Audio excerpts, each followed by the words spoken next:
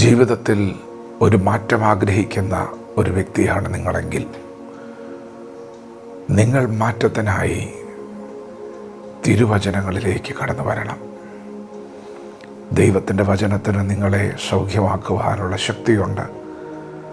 ദൈവവചനത്തിന് നിങ്ങളെ ജീവിപ്പിക്കുവാനുള്ള ശക്തിയുണ്ട്. ദൈവവചനത്തിന് അസാധ്യങ്ങളെ സാധ്യമാക്കുവാനുള്ള ശക്തിയുണ്ട്. ദൈവവചനം മാറ്റങ്ങൾ കൊണ്ടുവരും. നിങ്ങളുടെ സമൂഹത്തിൽ നിങ്ങളൊരു മാറ്റം ആഗ്രഹിക്കുന്നുണ്ടോ? നിങ്ങൾ ദൈവവചനത്തിലേക്ക് അടുത്തു വരണം. നിങ്ങളിലൂടെ തന്നെയാണ് ആ മാറ്റം സംഭവിക്കാൻ പോകുന്നത്. ദുഷ്ടന്മാർ സമൂഹത്തിൽ പെരുകുന്നുണ്ടെങ്കിൽ, പാപികൾ പെരുകുന്നുണ്ടെങ്കിൽ, പരിഹാസികൾ പെരുകുന്നുണ്ടെങ്കിൽ, ഇന്ന് പകൽ സമൂഹത്തിനൊരു മാറ്റം വരുത്തുവാൻ ദൈവം കണ്ടിരിക്കുന്നത് നിങ്ങളെ തന്നെയാണ്.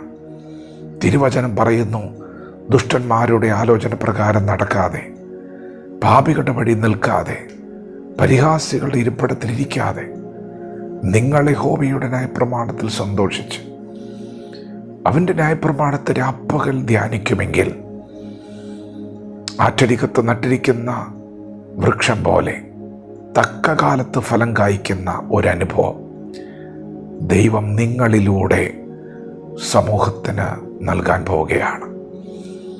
ദുഷ്ടന്മാർ പെരുകുന്നത് കണ്ട്, പാപികൾ പെരുകുന്നത് കണ്ട്, പരിഹാസികൾ പെരുകുന്നത് കണ്ട് ആരെയും പഴിക്കാതെ, ആരെയും വിമർശിക്കാതെ നിങ്ങൾ തന്നെ ഒരു മാറ്റത്തിനായി ഏൽപ്പിച്ചു കൊടുക്കുക. നിങ്ങൾ ഉൾപ്പെട്ടിരിക്കുന്ന സഭയിൽ നിങ്ങളൊരു മാറ്റം ആഗ്രഹിക്കുന്നുണ്ടോ?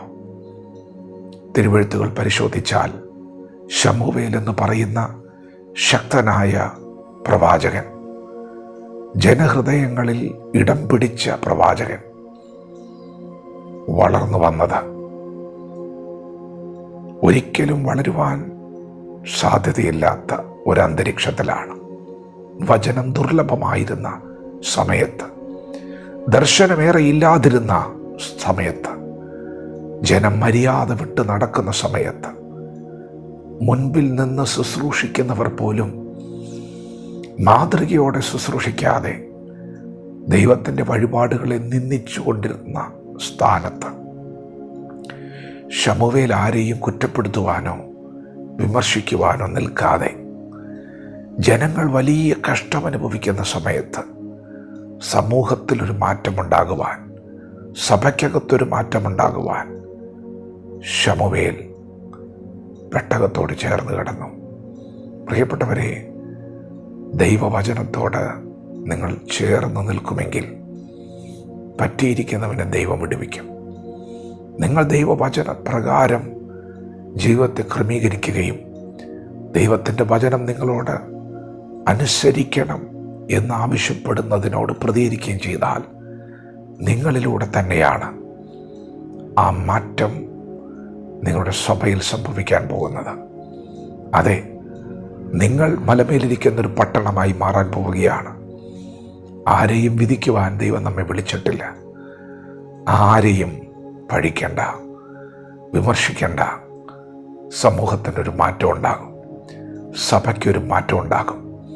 ഒരു മാറ്റത്തിനായി നിങ്ങൾ നിങ്ങളെ തന്നെ ഏൽപ്പിച്ചു കൊടുക്കുന്നുവെങ്കിൽ അത് നിങ്ങളിലൂടെ സംഭവിക്കാൻ പോവുകയാണ്. വചനത്തോട് പ്രതികരിക്കാം. ദൈവം നമ്മെ ഓരോരുത്തരെയും പകൽ അനുഗ്രഹിക്കുമാറാകട്ടെ. ആമേൻ.